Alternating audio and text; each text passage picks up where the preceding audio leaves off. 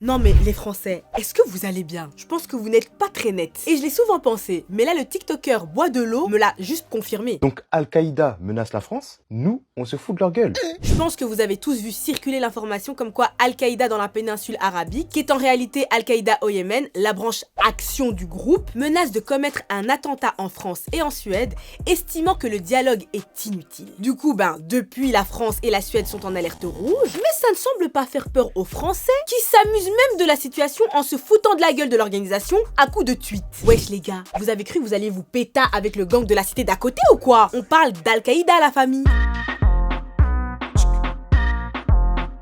Ça sert à rien d'envoyer les keufs contre Al-Qaïda, envoyer les mecs de Créteil. Al-Qaïda, je crois, ils ont pas compris que c'était plus la même population qu'en 2001. Mais Al-Qaïda, est-ce qu'ils savent quel pays de fou ils veulent attaquer? Non mais j'ai juré, vous êtes des ouf les Français. Ça vanne Al-Qaïda au KLM comme si on parlait d'un clash entre Booba et Dylan Thierry ou d'un groupe de petits du quartier qui voudraient faire les gangsters. Si je vous dis l'attentat du 11 septembre 2001 ou encore Mohamed Merah ou encore l'attentat à la bombe à Kesh, l'explosion à Saint-Pétersbourg, tout ça, c'est Al-Qaïda hein les gars. Mais est-ce que vous savez même ce que signifie Al-Qaïda? Ça veut dire la base en arabe. Et pour le coup, c'est le cas de le dire parce que même l'État islamique dont vous avez encore un peu peur, c'est Al-Qaïda au départ. Et oui, la création du groupe État islamique s'est faite en 2006 pendant le soulèvement en Syrie. Et donc t'as Al-Qaïda en Irak et au Levant qui a pris le nom d'État islamique. Même si c'est vrai qu'en 2014, Al-Qaïda a fini par se dissocier d'eux. Alors attendez seulement quand ils vont retrouver vos comptes là. Je suis curieuse, on verra les dents de qui là tout d'un coup. En plus les gars, vous êtes en pleine coupe du monde de rugby, vous avez les JO qui approchent, ce qui veut dire rassemblement de nombreuses personnes.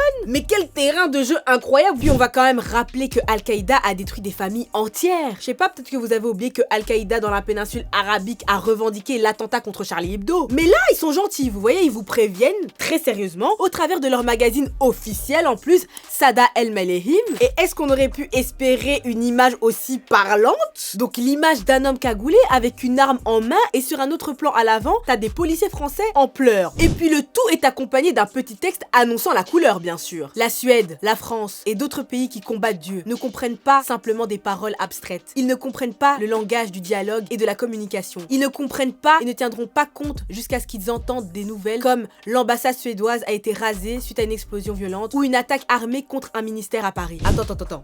D'autres pays là, c'est qui s'il vous plaît? Parce que nous, on n'a pas rigolé, hein, monsieur. Moi, je rigole pas. Voilà, nous, on n'est pas important, c'est les autres, là. Non, mais plus sérieusement, pour le président du Centre d'analyse du terrorisme, Jean-Charles Brizard, qui a été contacté par le Figaro, ces menaces coïncident avec tout le contexte local qu'il y a en France, avec entre autres la polémique sans sens autour de l'abaya et son interdiction dans les écoles. Ah oui, d'ailleurs, dans un autre passage de leur texte, relayé par BFM TV, l'organisation terroriste demande de laisser les enfants musulmans tranquilles, élevés sous la protection de leurs parents. Et puis, le fait d'évoquer un ministère pour la France montre que c'est l'État et plus précisément la politique intérieure du pays qui est visée. Alors, où en étais-je? Reprenons leur dire. Il est désormais clairement apparent que la Suède a choisi de prendre la tête dans la guerre contre l'islam et les musulmans parmi les pays de l'Union européenne, rivalisant ainsi avec la France, le Danemark et d'autres pour la première place dans la course à l'opposition à Dieu et à son messager. Ah, ça recommence à parler de pays de l'Union européenne, d'autres pays, s'il vous plaît. Nous, on nous connaît pas. Mais pour en revenir à la Suède, ils font certainement référence à toutes les profanations du Coran ces derniers mois qu'il y a eu dans le pays, où t'as notamment un réfugié irakien qui a brûlé un exemplaire du Coran, et il y a aussi eu le même genre de cas au Danemark. Et pendant que vous rigolez et que vous blaguez, sachez que même Darmanin, le ministre français de l'Intérieur, dit que la situation est inquiétante parce qu'il y a un fort risque de menace projetée. Une menace projetée, c'est quand des projets d'attentats sont conçus à l'étranger et exécutés par des équipes envoyées en France. Et il rappelle aussi très bien que les Américains, les Français, sont moins présents au Sahel et au Levant, et même en Afghanistan. Du coup, aujourd'hui, selon le Centre d'analyse du terrorisme, Al-Qaïda est en train de reconstituer ses capacités de projection de menaces qui viendront donc de l'extérieur. Et ça viendra notamment d'Afghanistan, mais aussi du Sahel et de la zone irako-syrienne. Et il précise aussi que la branche Al-Qaïda dans la péninsule arabique, oui, c'est bien eux dont vous vous moquez là, a toujours été très active malgré d'importants revers au Yémen. Et Alain Rodier, directeur adjoint du Centre français de recherche sur le renseignement, explique que 2 ans avant l'attentat de Charlie Hebdo, ils avaient publié dans leur même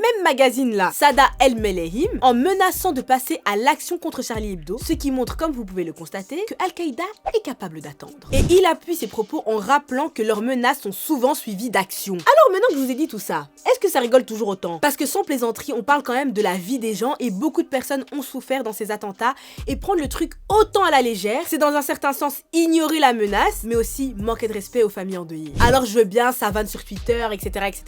Mais entre nous, ça flippe vraiment ou pas du tout? J'ai hâte de voir ce que vous allez me dire en commentaire, mais en attendant, plus que jamais, vous prenez soin de vous la famille. Easy.